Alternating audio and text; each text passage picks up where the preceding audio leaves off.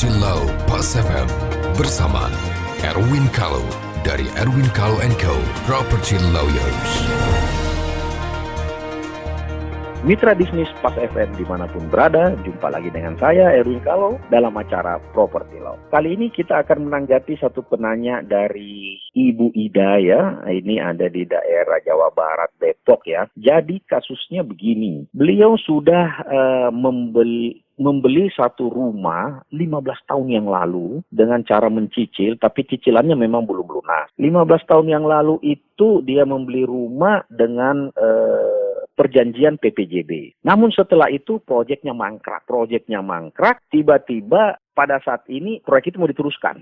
Ya, jadi saya harus bagaimana? Saya konsekuen, Ibu Ida tetap konsekuen akan melunasi sisa pembayarannya, ya, melunasi sisa pembayarannya sesuai dengan perjanjian, ya. Dia menanyakan bagaimana status perjanjian PPJB saya, apakah masih berlaku atau tidak? Karena sudah 15 tahun dan saya sudah berhenti membayar sekitar 12 tahun. Jadi dia cuma mencicil 3 tahun, sudah tidak bayar-bayar lagi. Tapi memang proyeknya juga stop. Bagaimana? Nah, Ibu Ida, untuk kasus-kasus seperti ini memang hukum itu tidak berlaku secara letterlah. Tetapi prinsip atau substansi hukum itu adalah ya adanya kepastian hukum dan adanya keadilan, ya, keadilan bagi para pihak tentunya. Oleh karenanya, pertama yang saya jawab, PPJB Ibu tetap sah selama belum dibatalkan, ya. Dibatalkan itu atas kesepakatan bersama atau sepihak oleh developer. Misalnya saja developer dulu sudah pernah mengirimkan surat, Ibu ditagih sampai berkali-kali lantas dia batalkan sepihak, itu berarti sudah batal. Nah, ini yang harus diperhatikan. Sepanjang belum ada pembatalan, berarti itu masih sah. Nah, sekarang yang saya baca tadi saya tidak sebutkan dalam email Ibu juga dikatakan bahwa dulu itu 15 tahun lalu kan harganya cuma berapa ya? Anggaplah cuma 200 juta. Ya, sekarang mungkin sudah 1 miliar. Nah, sedangkan kalau dia bayar setengah berarti kan tinggal 100 juta. Ibu Ida mau bayar 100 juta. Saya kira prinsip keadilannya begini. Memang juga tidak wajar kalau Ibu membayar dengan harga lama. Ya kan? Dengan harga lama maksudnya Ibu bayar, udah saya tinggal bayar 100 juta, rumahnya saya ambil. Itu juga tidak fair. Tapi tidak fair juga kalau developer langsung mengenakan harga baru, dipotong uang yang Ibu sudah bayar. Jadi 1 miliar kurang 100, Ibu harus bayar 900. Itu nggak fair. Yang fairnya adalah, ya, ditawarkan dalam negosiasi adalah dibayar proporsional. Ya, proporsional artinya apa? Proporsional itu dulu harganya 200, saya sudah bayar 50%. Jadi prosentase 50%. Kalau harganya itu 1 miliar, berarti saya kurang bayar 500, bukan 900.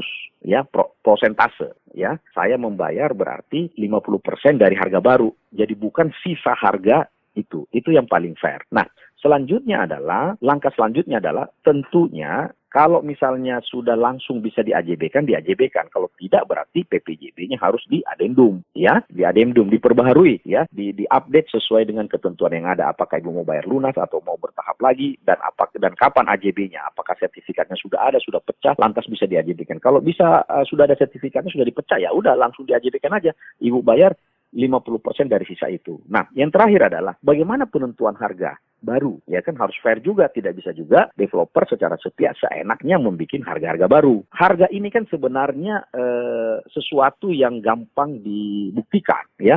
Rumah tipe apa per meter itu berapa, itu ada benchmarknya, ada rule of thumb-nya, ya. Nah, harga pun penentuan harga, saran saya bukan harga yang ditentukan sepihak oleh developer, tetapi dibagi lagi secara proporsional, ya, antara harga, let's say harga yang ditentukan developer misalnya 1 M. Nah, harga PBB-nya berapa? NJOP-nya berapa? Kalau NJOP-nya misalnya ternyata cuma 700.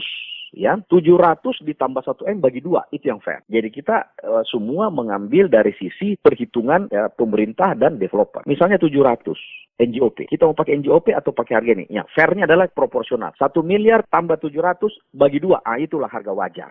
Jadi ada namanya harga NJOP, ada harga pasar, ada harga wajar. Nah, harga wajar bagi 2. Nah, inilah yang harus dinegosiasikan. Jadi kembali lagi kesimpulan saya adalah PPJB Anda, Ibu, tetap berlaku sepanjang tidak dibatalkan, ya. Tetapi untuk kelanjutannya harus dibuatkan AJB langsung atau PPJB yang adendum dari PPJB itu dengan isinya ini kan pasti berkutat di masalah harga. Saya cuma kasih guidance harga yang fair itu adalah pertama penentuan harga sekarang itu dari NJOP dengan harga pasar berapa bagi 2. Nah, itulah harga baru. Nah, harga baru itu Ibu bayar sesuai kekurangan prosentasenya. Bukan harganya misalnya 1M, Ibu sudah bayar 100, dipotong 100 jadi sisa bayar 900. Bukan begitu ya. 100M itu sama dengan 50%. Berarti 50% dari harga baru. Inilah bekal Ibu untuk bernegosiasi. Saya kira demikian Ibu Ida. Semoga bermanfaat. Sampai jumpa. Nantikan Property Law Pas FM berikutnya. Bila Anda memiliki pertanyaan Property Law, email ke redaksi@pasfm.com. redaksi@pasfm.com.